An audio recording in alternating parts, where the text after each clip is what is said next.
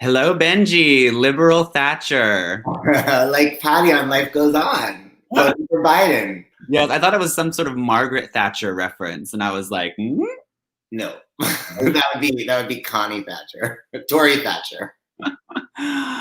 Oh my goodness. Well, as maybe the listeners know, I don't know, we've been taking a few weeks off, 2 weeks, when we were in Fire Island on the beach, and so now we are rested, relaxed. I mean, when I come back into New York, I feel like I just immediately slip back into like full Fran Lebowitz, and I'm just like, ugh, just, annoyed and neurotic. Hi, Taryn. Oh, I love Taryn. Thank you, Taryn.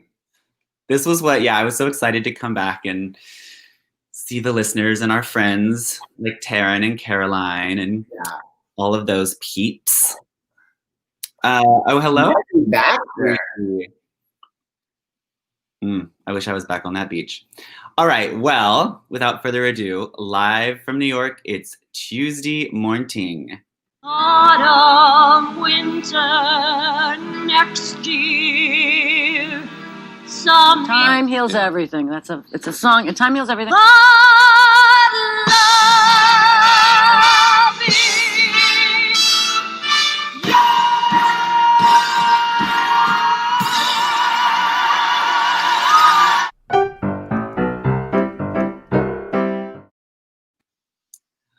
Hello, Kenneth. Caroline. I have to confess, I've never seen one episode of Life Goes On. This will be my first viewing of any Life Goes On content. Can you believe? No, I'm sure I've shown you some Patty singing clips at least. Probably. That's true. Especially this one. I can't believe you've not. I'm sure I've shown you this. It's so epic.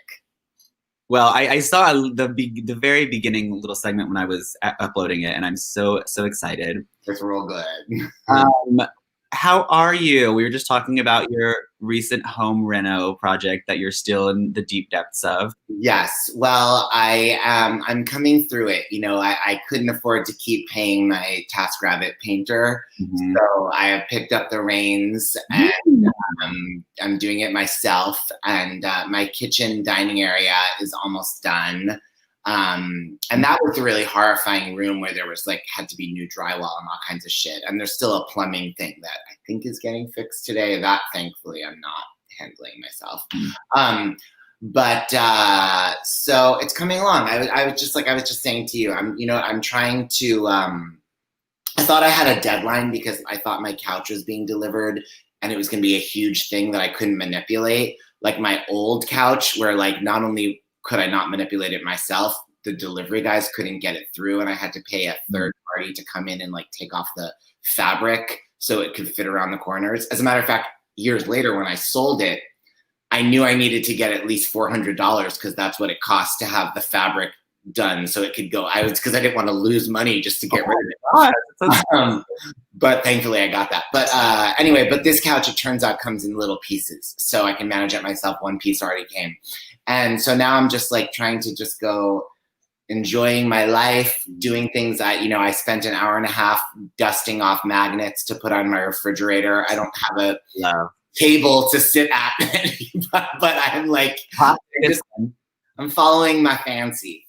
I love that. Well, it's that couch thing is such a good metaphor. It's honey, just take it piece by piece. Piece by piece.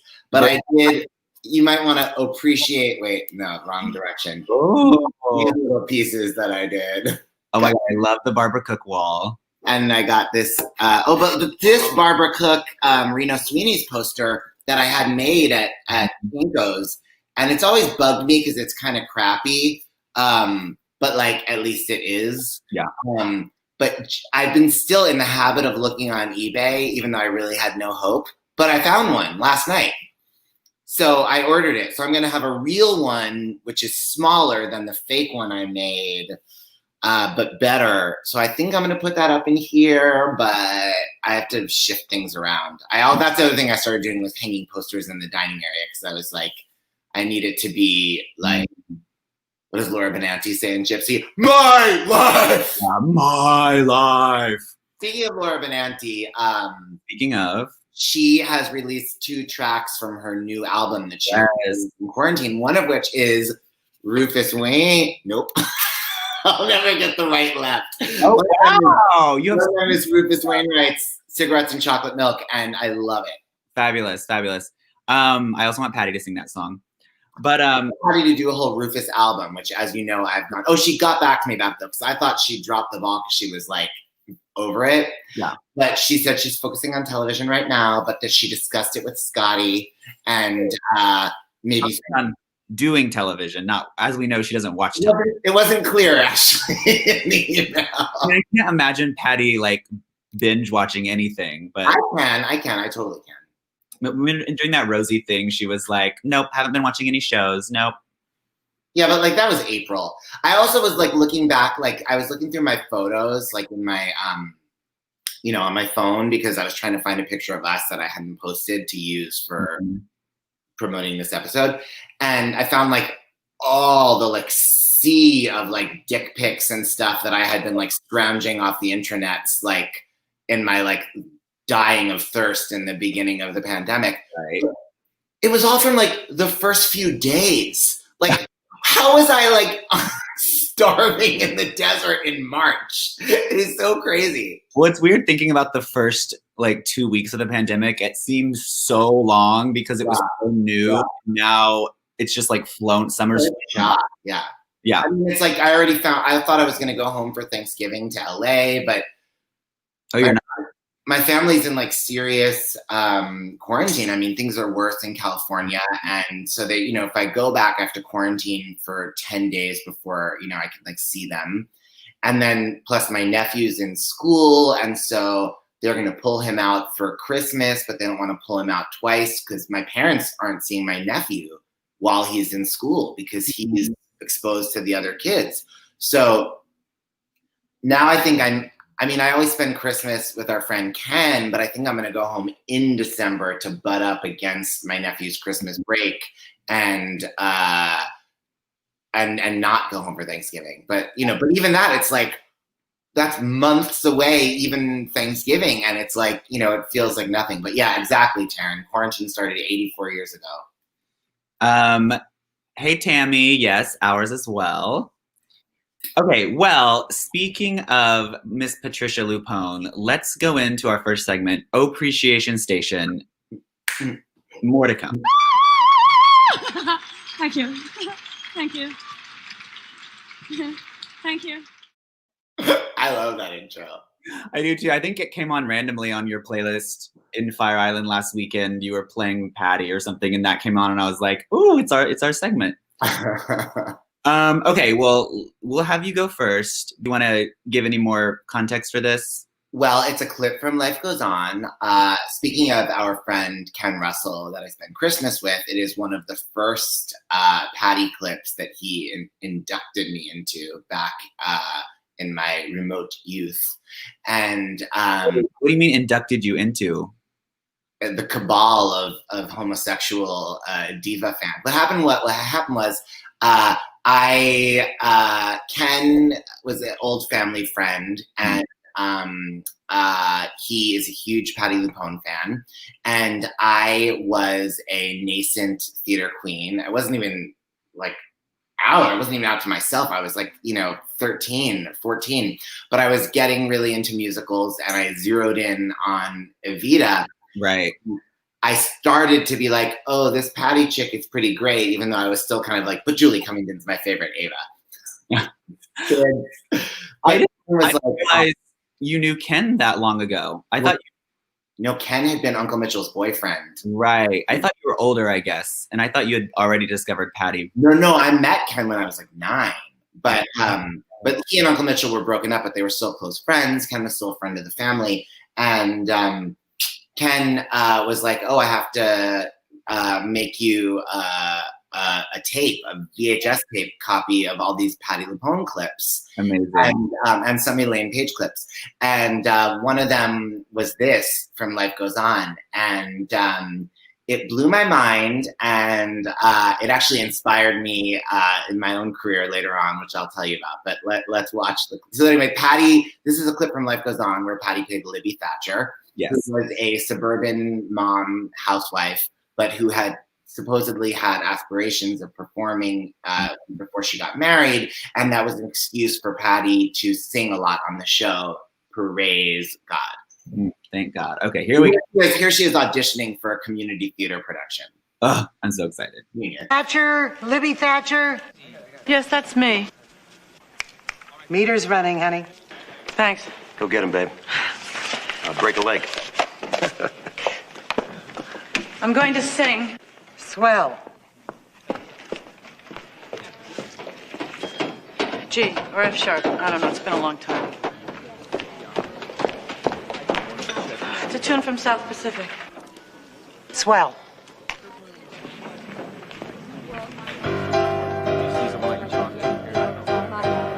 I'm as corny as Kansas in August. I'm as normal as blueberry pie. No more a smart little girl with no heart. I have found me a wonderful guy.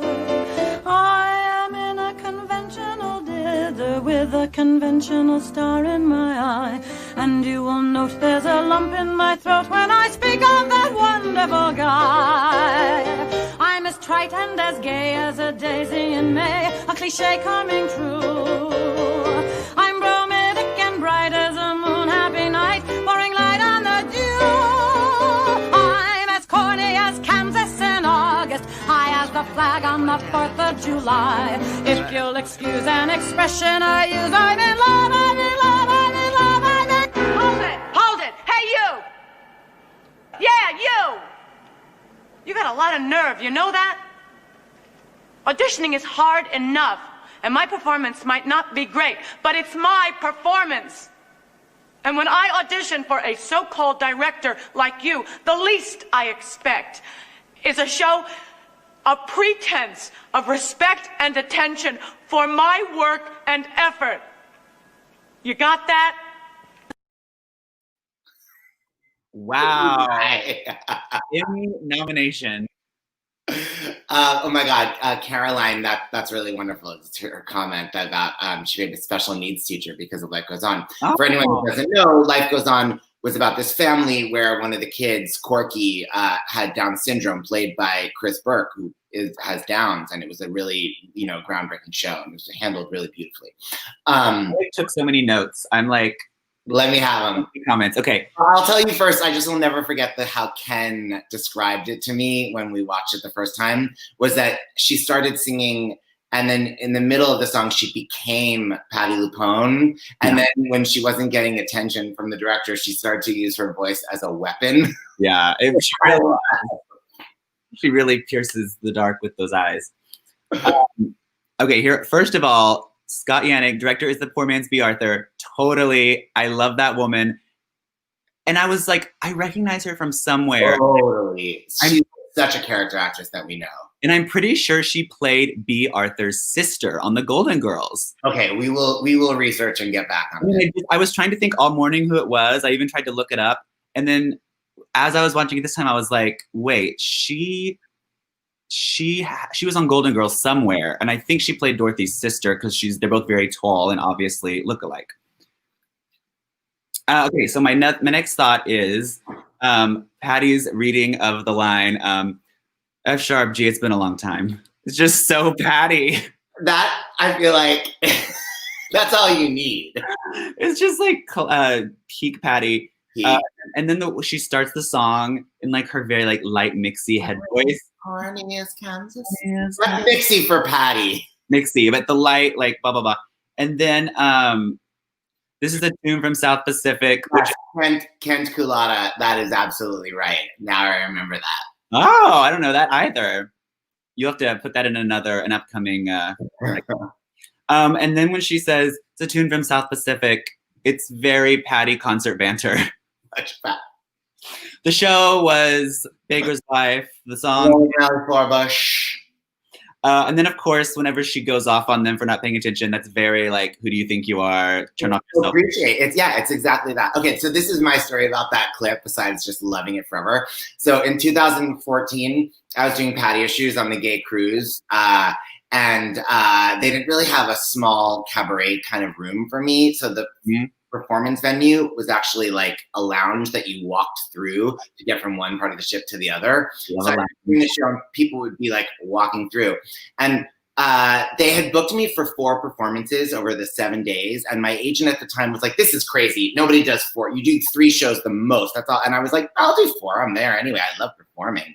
Well, the 4th was a matinee while we were in port in like San Juan. So it was particularly poorly attended. So I'm doing the show, and like in the middle of the show, you hear like, ladies and gentlemen, this is the captain speaking. Due to popular demand, the show of Pandora Box this evening has been moved from the whatever the name of the lounge I was in to the larger due to popular demand. I was like, good for her. So I'm doing the show. This drunk guy stumbles in. And by the way, I have an audience of like 9 people, right?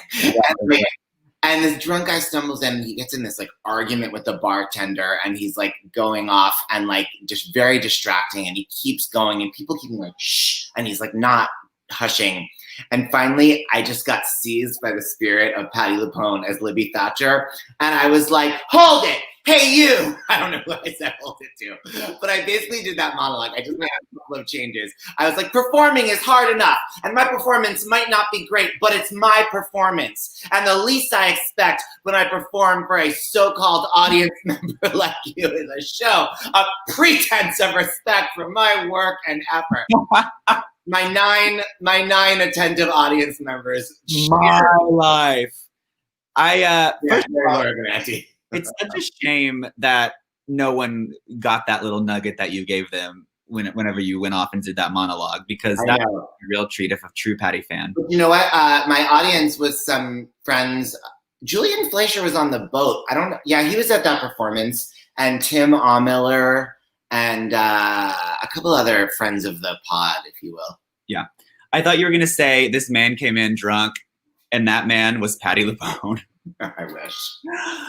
Okay, so the actress, hey Daniel, Priscilla Morrill. Oh. And it's funny, his next comment also played Lou Grant's wife on Mary Tyler Moore, because great segue, my appreciation station, super nice beauty heart. Thank you. Manny. You're looking swell, Manny.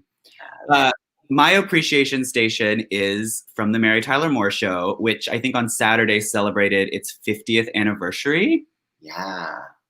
It is one of my favorite shows of all time. I'm due for a rewatch, but it is the most brilliant show ever. It's so well written. I just read a book about it, actually given to me by our friend Ken, called Mary, Ted, Lou, Rhoda, something. Oh, yeah. Cute cover. Yeah, it's about the history of the show from the writer's perspective and how like many of the writers were women. And so it was a lot of female-driven writer's room and writing all the lines and the characters. And so that's why the show is so from such a powerful female point of view. Yes, Tara and a hat toss.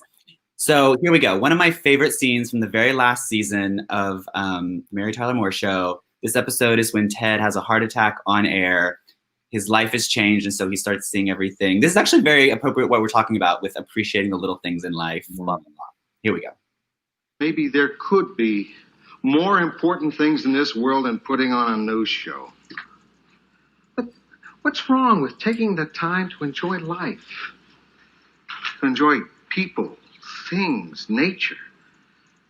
Why should we have to have a heart attack to appreciate things? You're really serious about this, aren't you? Sure. What's wrong with being a little more appreciative? Look, we've been working together now, Mary, for 7 years.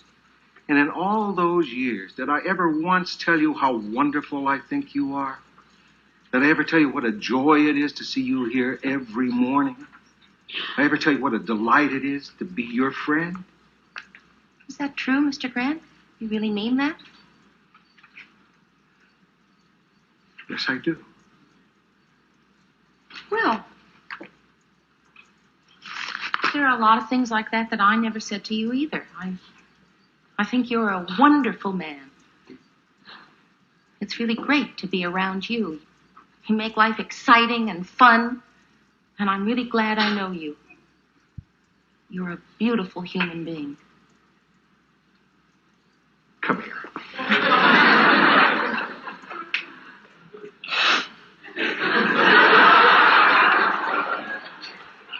Myrrh, what is it? I've got a lovely wife. Great kids. Wonderful friends. I've got my health. A paid-up house. An occasional hair. I'm the luckiest man in the world. Myrrh. Lou. Murray.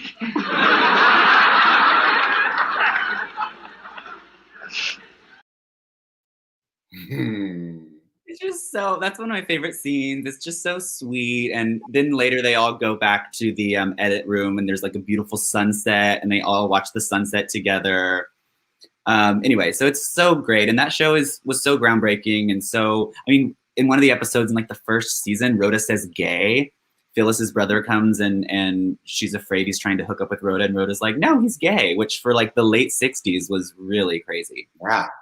Anyway, so just appreciation station, Mary Tyler Moore, we love you. Aww.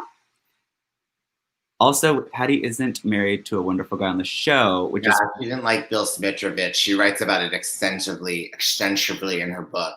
Patty LuPone memoir. Yeah. All right.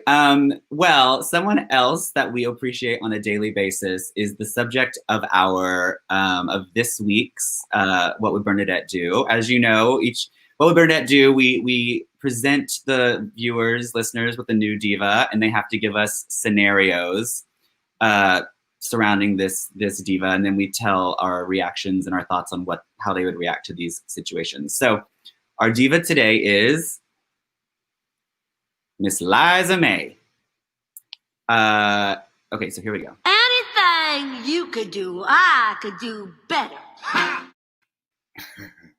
Okay, so what would Liza do? Give us scenarios. Yes, she was, Kenneth.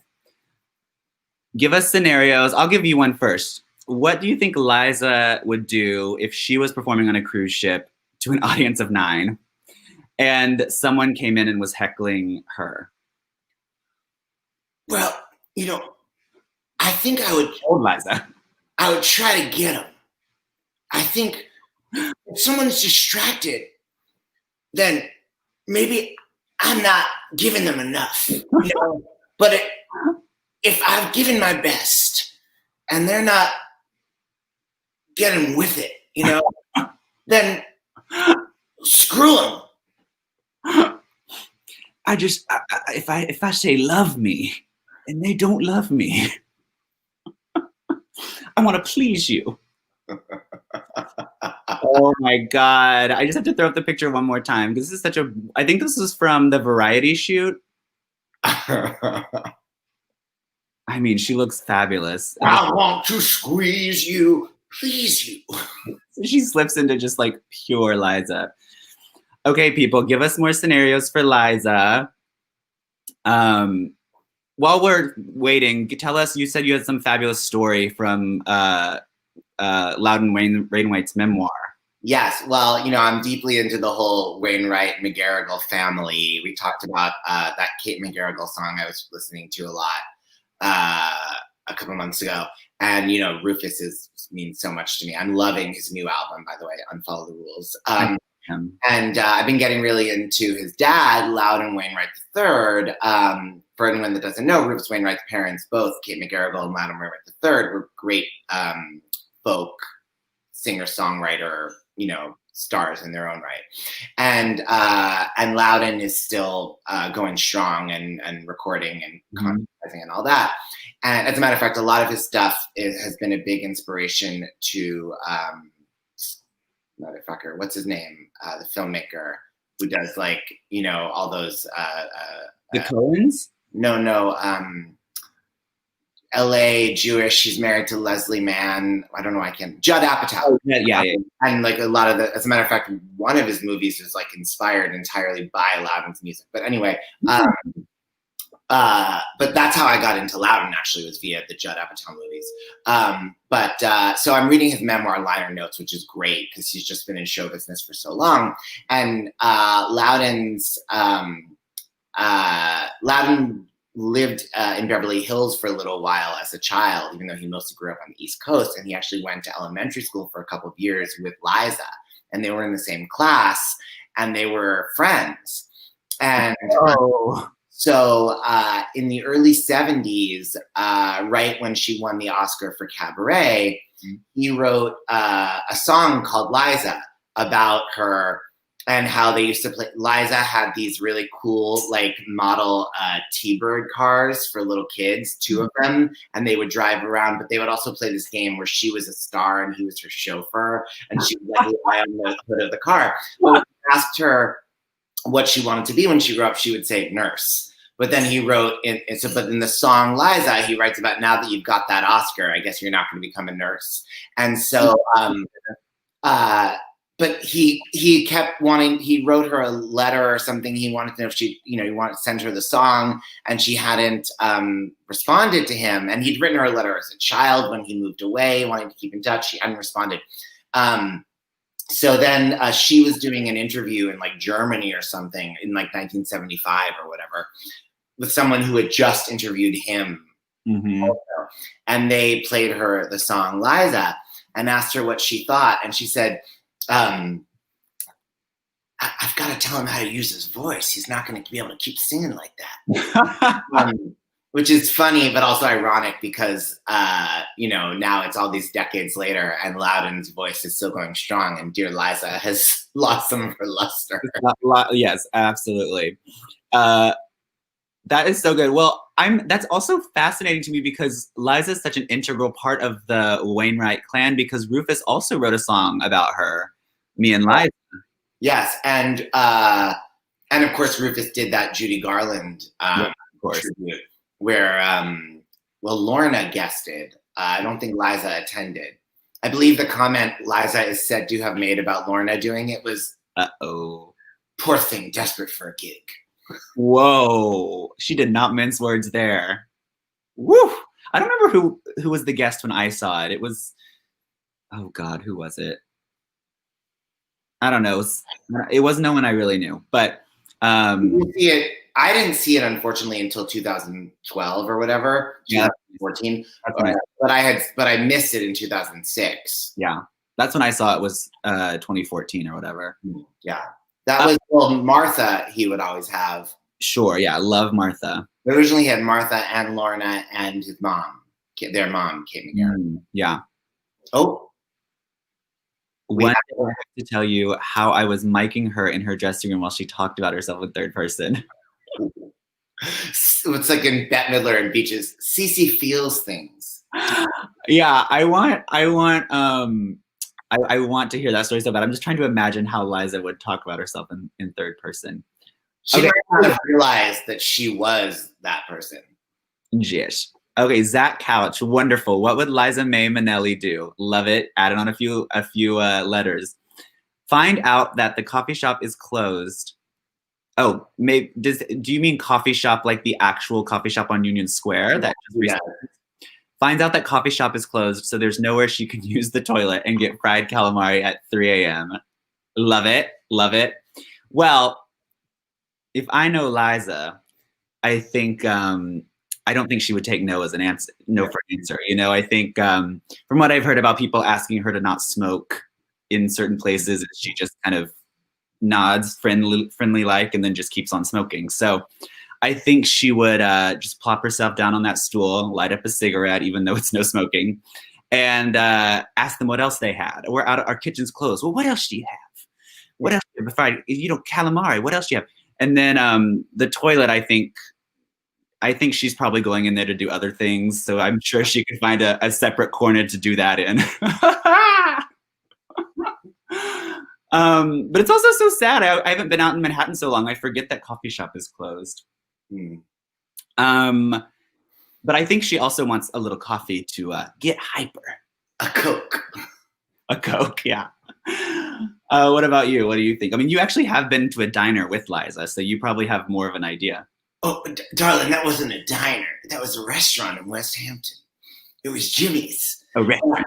First of all, Zach Couch, I want to say thank you for saying LMMD because it's Liza May Minnelli, and it's not Lisa. I feel like I'm doing Christine Petty. Well, Christine's Liza is the best, so that's the one. That's the best one to do. It's like you do Cole as Bernadette. That's right. Wait, what were we just saying? You said something that I wanted to address. What was the thing you just said before? Jimmy's. I can't remember, but there was something else about Liza I wanted to say. However, I do want to also give a shout out to who was the shout out going to be to? I'm so brain dead right now. Anyway, any other Liza thoughts, anyone? Or Bernadette. I think you should always have the option of doing a Bernadette in this game. Or Bernadette. What would Bernadette do? The titular role of the segment. So if you have any Bernadettes, please do those as well. What would Bernadette do in Zach Couch's situation? Well, I don't know if I've told this story, but I have a friend who works in P-Town at Mel's or whatever that restaurant is, like off the main drag. It's like a seafood joint out kind of past the main area of P-Town.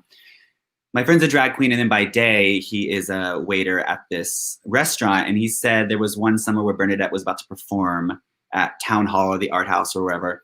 And she was getting into town early, and the restaurant was closed because they weren't open until dinner. But her people called the restaurant specifically and said, "Hi, we're with Bernadette Peters, and we know you're closed, but Miss Peters really has a craving for chicken Caesar salad."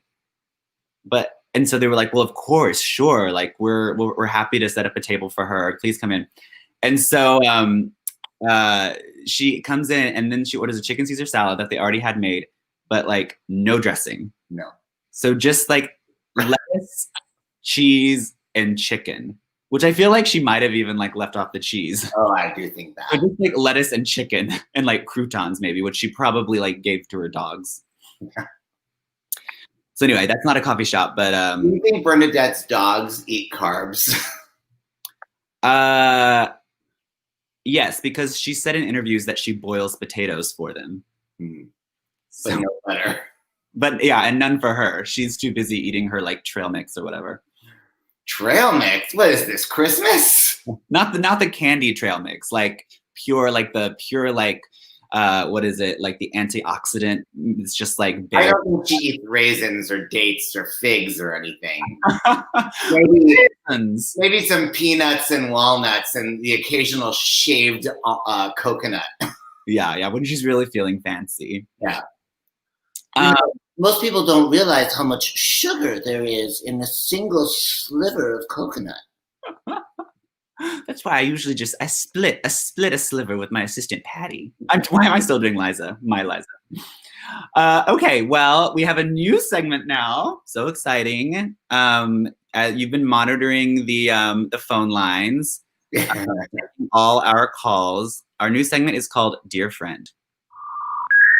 You've got mail.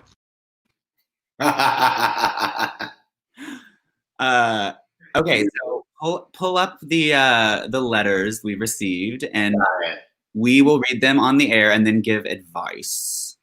Okay, the first one is, Dear friend, I want to be an actor, but my parents say it's too risky. Should I try it anyway? Confused in California. Well, I like that's a very nice name. Very Sleepless in Seattle. I would say, you're gonna love one we have that's Nicole.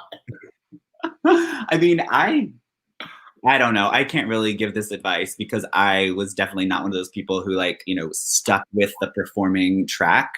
But everyone always says like if you can do anything else, do it. If you can imagine yourself doing anything else, do that. If you simply have to perform and you can't imagine your life any other way, then that will get you far and that will make you successful because you're not giving yourself any other options. Yeah. You can give yourself a plan B or a backup plan. Yeah. I mean, I'm of two minds of it. Like on one hand, I feel like I remember when I was a freshman in college, the opera director, Peter Sellers, gave the commencement speech for the graduating seniors. Mm-hmm. And he said that traditionally it was hard to give a commencement speech to arts graduates because you want to be encouraging, but you also want to tell these kids to like go out and get a real job. I mean, as RuPaul says, like, if you want to make money, get a job where you wear a suit, Yeah, that's like his masterclass trailer. He's like, you like money, wear a suit. Yeah. But I mean, it's true. It's like, why do we, we choose these like bohemian lifestyles and more, careers, and then we're frustrated when it doesn't deliver a corporate, Wall Street kind of lifestyle, Mm-hmm. So I think people have to be realistic about what their expectations are. But what Peter Sellers said was that, that the world has changed so much that there are no sure things. And that the only thing that's sure is following your heart. And as the world changes, who better to think outside the box and create their own career trajectories and carve their own niche than artists, and a lot of people would probably think it's funny to hear you say that you didn't pursue performing because they're watching you on a theater website, being the host of an arts talk show, so it's like, would you say like nice when you put it that way? Well, but you know what I mean? Like it is. I mean, it's like, would you say Kelly Ripa didn't choose performing? I mean, you're Kelly Ripa. Yeah, maybe I'll get put into Chicago. Did Kelly Ripa do Chicago? I'm pretty sure. Surely she did. I'm guessing. I'll be the Paige Davis of Broadway. Honey, could do worse. You could do better. I've heard you both sing If You Walked Into My Life, and I'm definitely Team Daniel. Oh, thank you. Have you heard me sing that? For sure. I feel like that's a song I'm just like a little too intimidated by. Yeah, I prefer you stayed off of it, but still, better you than Paige. My dream is I want to try it. Yes, do it, Kelly, do it. Yes. Although you may have to wait a few years now because who knows when the Broadway is making its return. Just dance every day. Liza was she was a dancer. I was a dancer. I was a hoofer. Okay. Wait, is that all? Where are we? We still have more questions. I just had a stroke. Wait, we do have more questions? Oh yeah. I don't see them. No, I'm from the Dear Friend. Oh, that's where we are. Okay, sorry, I got a little lost. I forgot I thought we were still in the what would Liza do? No, we ain't. We're always in what would Liza do. Okay, next question. Dear Friend, I really like that Elaine Paige video you guys showed, and I think she's my kind of gal. What of hers should I watch or listen to next? This can't be real. I mean, she was my original Grisabella. That was the Cats video I grew up on, and available on streaming. Yes, and I'm pretty sure most of it's on YouTube. And after I saw the Cats movie in theaters last December, I went and I didn't love it, of course, but I went back and I rewatched some of the clips on YouTube, and that's a really, really fabulously directed and filmed production. The one you watched, the original. Yeah. It's the stage production filmed for PBS or whatever, from like 1997 or. Yeah. I mean, after you watch the movie, which is just I thought it was so awful, but I mean, I know people love it for like camp value. Yeah, well. But when you watch the production that was filmed for PBS from London, it's so just like the camera angles. I mean, it's shot like a movie, and Elaine is just so good in it. And obviously, like Betty Buckley is like the end all be all Grisabella for us, but Elaine's really great in this show as well. And yeah, she always has a place in my heart because of that. Yeah. I agree with that. And I will also say you should listen to her album of music by Queen, Elaine Page, the Queen album. Is really amazing. That's what that clip that you liked of Bohemian Rhapsody was from. And I really love, she did the play Piaf, which is a play with songs in the West End. And she probably would have won an Olivier. Well, she was up against Patty in Sunset, and she lost to Julia Mackenzie in Sweeney Todd, which was Sondheim's favorite production of Sweeney Todd, international. But anyway, but she could have conceivably won. It was an acclaimed performance, and her album of that Piaf stuff is maybe my favorite Elaine Page album. And then even though I prefer Patty and Evita, and I prefer Betty and Cats, and I prefer Judy Kuhn in Chess, Elaine Page's recordings of all those scores are nothing to ignore. They are sensational recordings. Well, I was listening to her the other day at your house or Fire Island or wherever you were playing her, and she has such a wonderfully listenable, like, pop voice. Well, that's what I've been into lately, is all her pop stuff from the 78 and the early 80s. Yeah. Does she sing, is it My Night in Black Leather, that Bette Midler song I love? Yeah. Cover that? Yeah. I live for all those Disney songs. Okay, what's our next question? Oh, you're going to like this one. Dear friend, I think Daniel is so hot. Does he have a boyfriend? Would he be into a younger guy? Sleepless in Saratoga Springs. Sleepless in Saratoga Springs. Listen, I am single, ready to mingle. I usually prefer my age or older, but you know. Wait, we got to find out how much younger. Yeah, I need deets. I need a full like Tinder profile breakdown. Yeah, but you know, if it's a match. Yeah, well, Daniel can be found on social media. You should DM him. Yeah, Daniel Nolen on Instagram and everything else. Nolen with an E, not Nolen with an A. Yes, because Nolen with an A spells ass. To quote our podcast outro. Oh, we have one more. Okay. Oh, I wish I'd seen Elaine. There is an album of Elaine as Mrs. Anna, and it's very good, although I still prefer Donna Murphy. And like all the other Mrs. Annas that ever were. But I do enjoy her. Even Kelly? Do I like Kelly or Elaine better? It's hard to say because I saw Kelly. I think I like Kelly better as Mrs. Anna. I mean, Elaine gives you a little more like belting on that. Shall I tell you what I think of you? You know, those little, I do the Donna Murphy, little voices looking back at me. You know, Elaine's a little more like searing through the notes. It's kind of exciting. Donna Murphy actually sounds kind of Betty-ish in her belting there. Some of Donna's belting, especially when she was younger there and in Passion, is a little Betty Buckley-esque, which is not surprising because I remember Donna being interviewed in like Theater Week, the no longer existent magazine back in the 90s. And they asked her, it was around when she won the Tony for Passion, they were asking her what music she listened to. And she said Nancy Lamotte and Betty Buckley. Well, she understudied Betty in Mystery of Edwin Drood. The taste. Okay, any others? One more. Dear friend, what do you people have against Idina Menzel? She is the most iconic star of her generation, and you never talk about her. What gives? Okay, well, Mikey Kushner, I have a few words to say to you.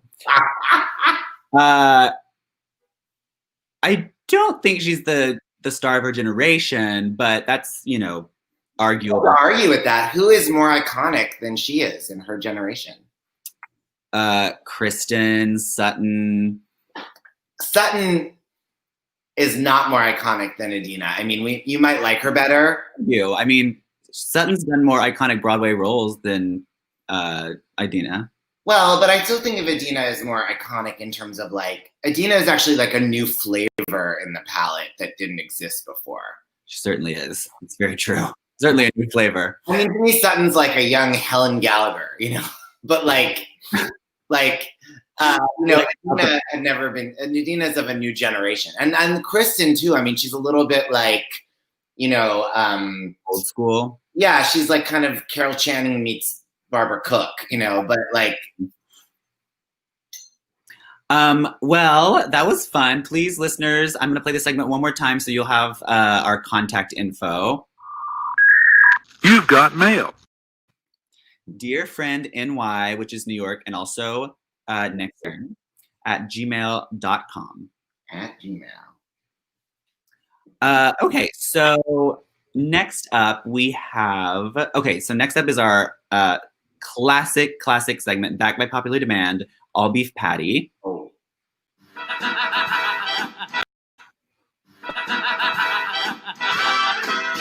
I hardly know the woman. Okay, so go off, Queen. Well, I'm kind of going off on Kat McPhee, but I'm kind of going off on myself. Because a lot of people were posting this week about the fact that it came out that Katharine McPhee from American Idol and Smash and a couple of Broadway shows, that she is a Republican, and they felt that was hypocritical because the Republican Party right now is so, horrendous, but specifically is so horrendous towards queer people, and Kat McPhee has made such a big point of, you know, her gays and all that, like on her social media. And, you know, I kept getting sort of enraged about that and like almost posting something. I remember I've never been a fan of hers artistically, so I know I used to recap Smash for Playbill, and so I wanted to go back through my old recaps and find shitty things I said about her and like repost them, you know. But the thing I kept coming up against, and this has come up for me a few times. There are certain people in my family, like distant family, who are Republicans, you know, and I'll get like very angry about it, you know, especially to me in that situation. I'm like, how can a Jew support Donald Trump, who has said that there was fine people on both sides of this like white supremacist, like neo-Nazi rally? Like, it just blows my mind, you know, and I can get so angry. And, you know, I think it's a dangerous road to go down. I think it's like, I kind of feel like there's an expression in my 12-step recovery, which is taking someone else's inventory. You know, which is like when you're like, Daniel, you know, if you're sober, you shouldn't be taking CBD because it's blah, blah, blah, blah, blah. You know, it's like, don't look over someone else's paper. You know, you're on your own thing. And it's like, I think that's really important. And I keep coming back to that right now. I see a lot of it, you know, I get so angry when I think about my cousins who are Trump supporters, you know, but you see a lot of this stuff, you know, people talking about, oh, you know, you didn't support Hillary, you supported Bernie, or you came over to Hillary, but too late, it's your fault Trump won, or, you know, or vice versa, you know, and there's a lot of like, you know, infighting in the Democratic Party, you know, and to take it out of politics, although it's also become political, but, you know, you see people posting on social media, I was so angry, I was walking down the street and people weren't wearing masks, you know, and it's like all this stuff. And I just keep thinking like, that's not the kind of energy that is going to heal the world, you know, whether it's through our fractured politics. And I'm not saying, I don't support people that support Trump or don't wear masks, or, you know, I think we each, you know, there are very serious moral questions that we each have to ask ourselves. But I think the point is we have to ask them of ourselves, you know, and it's fine to have an opinion about somebody else's politics or behavior or whatever. That's natural. But I feel like for me, and I think this probably would be true for other people, that if I start like spending my energy on that, it's not good for me, and it actually doesn't help the world. You know, it's like if I start to get into a rage about people that voted for Trump, or people that didn't do enough to support Hillary, or people that aren't posting enough good things about Joe Biden, or you guys that, you know, that actually, it doesn't help Joe Biden win. It doesn't cure coronavirus or cancer. It doesn't give me a better day. It doesn't lead me to whatever is going to help me live my best life and potentially lead me to help people in the world, you know? And I think I've told you about, I love this website, Data Lounge, which is this really nasty, bitchy gossip website, but I love it. And Data Lounge. Data Lounge. It's old school internet, but it's still around. And there's I originally got to it because there's these Broadway gossip threads where people say stuff you would not be allowed to say on Broadway World. But there's threads over all kinds of subjects and, of course, a lot of political stuff. Oh, but they do this thread that are predictions. And I love this one person that's a verified poster, which just means that they pay the $15 a year so you can actually see that it's them. Because you can sign your post there. I could sign them Daniel Nolen. I could sign them Patti LuPone. I could sign them Jesus Christ. But when it's read and it's a click through on the name, it means it could be a made up name, but it's that same made up name that posted all these other articles. So there's one person that always posts in the predictions thread whose name is Oracle. And I love Oracle's posts. And Oracle talks a lot about higher vibration and lower vibration. And it's like, you're in the lower vibration when you're getting bogged down about nastiness and other people. And it's fine to say like Trump and the Republicans are garbage. Let them be on the lower vibration. But like the solution for everything for your own life and ultimately for all of us together in the world is to just be in that higher vibration, you know? And I mean, I just thought it, you know, speaking of appreciating the little things with the Mary Tyler Moore clip, I was walking around the other day and I was thinking about the Kat McPhee thing. And I was like, this is lower vibration. How can I be in the higher vibration? And I did. I put it aside and I enjoyed my CBD. And I was listening to this, it was actually Rufus Wainwright, but there was a piano part that was very classical. And I was watching the waves lapping up on the East River and the Manhattan skyline at the sunset. And it was all of a sudden, I was just in this like, beautiful moment of just grace that was like given to me by God or the universe or whatever that I was just able to appreciate, you know? And I was like, you know, that is the place that if I come from that, that's how I'm going to do a better job campaigning for Joe Biden. Not if I'm like sharing some bad review I wrote of Kat McPhee on Smash and being like, that fucking bitch, you know, blah, blah, you know, it's like, so it's an all beef patty against her, sure, but it's really against myself. And I think it's against the lower vibration in all of us. And I just, to get on like the, my soapbox, I just, you know, and I'm not saying this to preach to anyone else, but it's for me because I think I can get tempted to go down that road to start pointing fingers at people for this or that or whatever. You know, we all can, and that doesn't go away. But I really don't, it's one thing to do that when you can't stop yourself, you know, but I think, you know, to do that as a choice, to think that's helpful, I think that's a mistake that I want to correct in my life. Yes. Well, and it's good just to be aware of it, I think, and, you know, not to think we're powerless against it because we do have a choice, you know, and it's so hard these days when we're constantly overstimulated with everything. Yeah. Live streams, etc. Yeah, I mean, just being aware and taking the time for the little things. Did we just lose all our viewers when I went off about that? Half. Okay, well, something else that I've appreciated during the quar has been, we're going to do a quick movies or movies and then our final segment. So get your Dolly concert kills ready. Come on. I love that little plinky plink.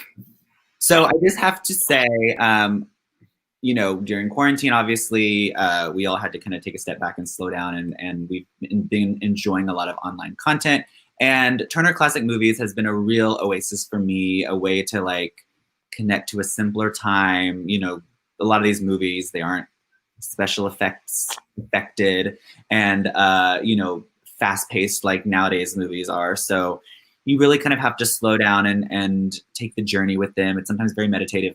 But one movie that I discovered and that I've watched now twice, and it's on TCM a lot, so I'm sure our listeners can find it, is Gentlemen Prefer Blondes,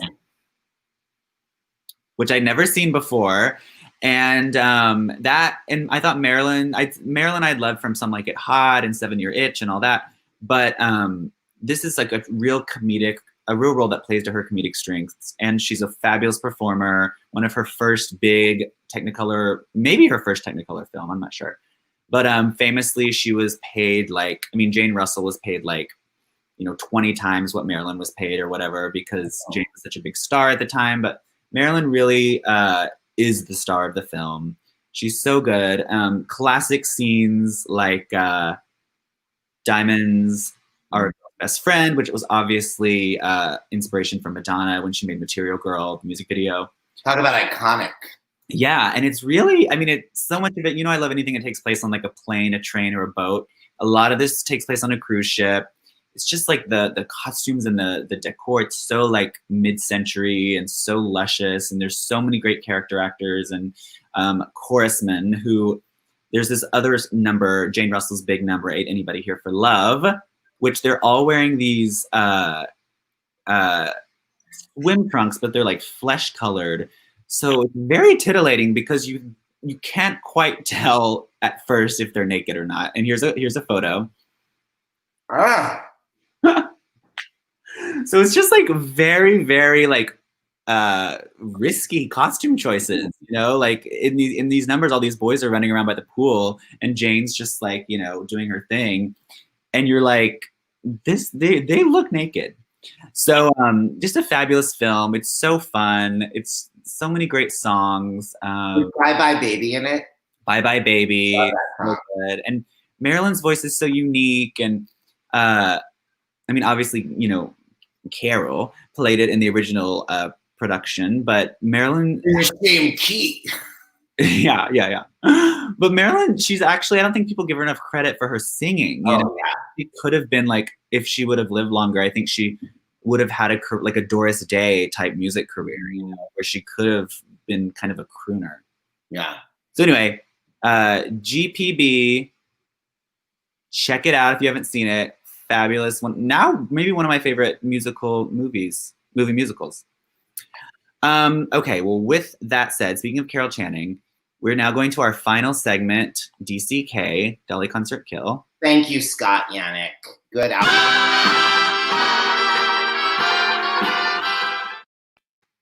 I'm sorry, sometimes I can't control when it comes up.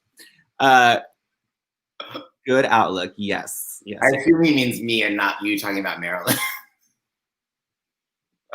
I assume as well, but Adam! Okay, why don't you take this one? This is a great one. Okay. Madonna, Cyndi Lauper, Annie Lennox. Wonderful. I guess as Dolly, this is, no one's going to like this. Well, some people will, but you won't. As Dolly, I want to see Cyndi because I actually think she could have been a contender and would be great in the role. And I want to see Annie in concert because I never have. And I have seen Madonna, whom I love and whom I loved in concert. But in this scenario, I would kill Madge.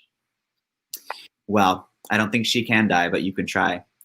I would see Cyndi as Dolly too, though. That would be a fabulous role for her. I think Cyndi would have been good in all Patty's parts. Not all, but as Mrs. Lovett and as Rose. Mrs. Lovett, for sure.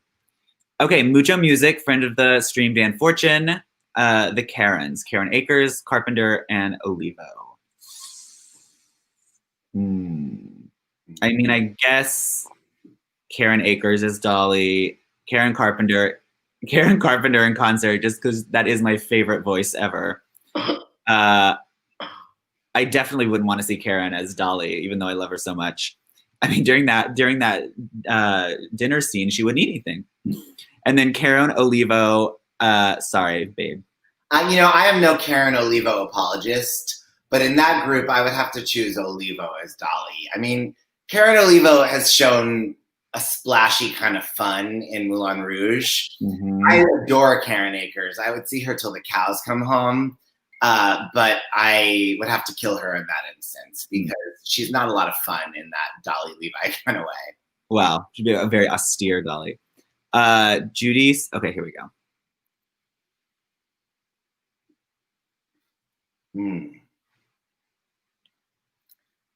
Wow.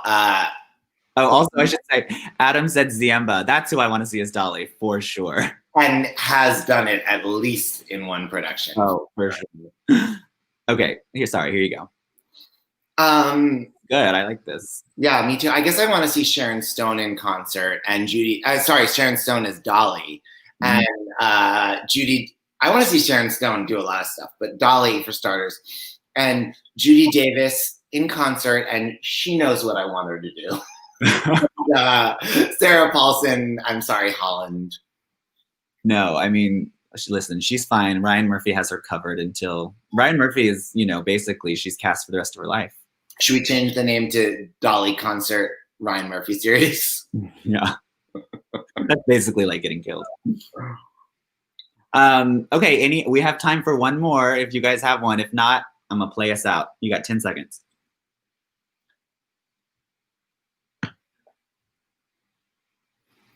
Okay, we're officially out of time.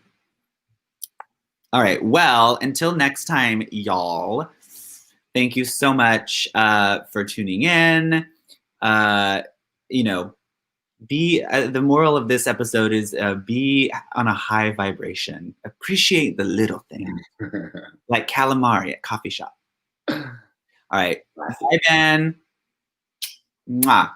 Autumn, winter, next year. Time heals everything. It's a song. Time heals everything.